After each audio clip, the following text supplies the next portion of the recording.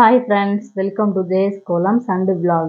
நம்ம சேனலில் இன்றைக்கி சுக்கு கஷாயம் எப்படி பண்ணுறதுன்னு பார்க்கலாம்.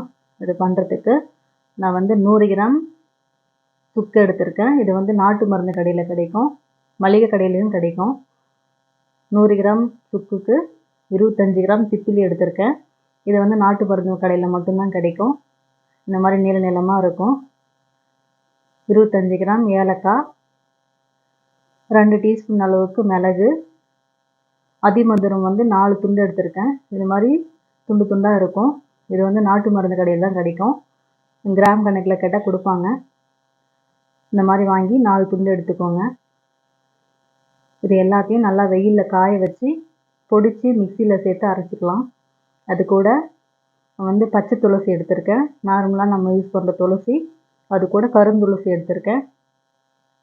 இது ரெண்டுத்தையும் நல்லா தண்ணியில் 4-5 முறை நல்லா அலசிட்டு சுத்தமாக தண்ணி வடிச்சிட்டு நிழலில் காய வச்சு எடுத்துக்கலாம்.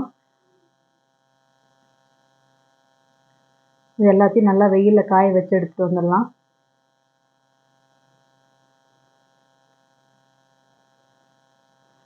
துளசியை இந்த மாதிரி தட்டில் விரித்து விட்டு நிழலில் காய வச்சிங்கன்னா 2 நாளில் நல்லா காஞ்சிரும். இது அப்படியே காயட்டும். சுக்கெல்லாம் நல்லா காஞ்சி தட்டி எடுத்து வச்சுருக்கேன். நான் முழுசாக நீங்கள் மிக்சியில் சேர்த்து அரைக்கும் போது பிளேடு உடஞ்சிரும். அதனால் இந்த மாதிரி சுக்கு அதிமதுரம் ரெண்டுத்தையும் நல்லா பொடியாக கல் வச்சு நல்லா நசுக்கி எடுத்துக்கோங்க. பூண்டு நசுக்கிற கல்லில் வச்சு நல்லா நசுக்கி எடுத்துக்கோங்க. இந்த மாதிரி நசுக்கிட்டிங்கன்னா நல்லா சாஃப்டாக நெசிஞ்சிரும். இதை மிக்சி ஜாரில் சேர்த்து அரைச்சிக்கலாம்.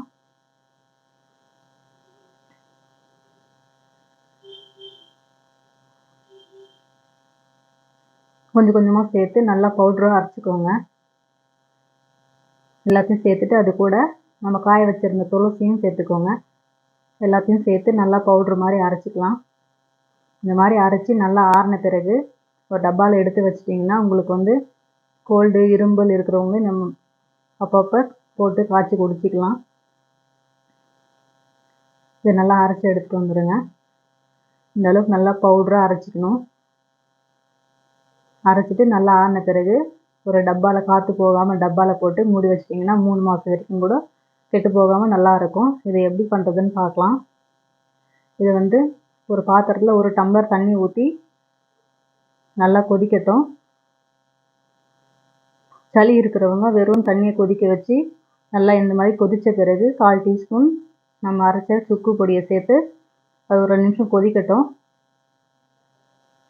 அது கூட நாட்டு சர்க்கரை சேர்த்துக்கிறேன். நான் நாட்டு சர்க்கரை சேர்த்துக்கலாம், இல்லைன்னா பனை வெல்லம் சேர்த்துக்கலாம், பனம் கற்கண்டு கூட சேர்த்துக்கலாம். ஏதானு உங்களுக்கு எது விருப்பமாக இருக்கோ அதை சேர்த்துக்கோங்க.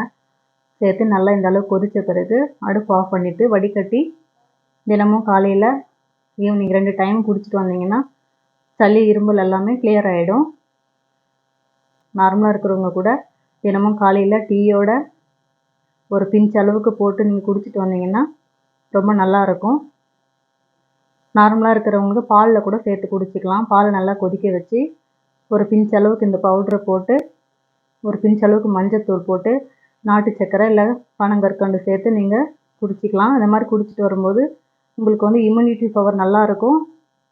சளி இருமல் பாலோடு இல்லாமல் இருக்கக்கூடாது. வெறும் தண்ணியில் கொதிக்க வச்சு குடிக்கலாம். அவ்வளோதாங்க. இந்த வீடியோ உங்களுக்கு பிடிச்சிருந்துச்சுன்னா லைக் பண்ணுங்கள், ஷேர் பண்ணுங்கள், கமெண்ட் பண்ணுங்கள். மறக்காமல் சப்ஸ்கிரைப் பண்ணுங்கள்.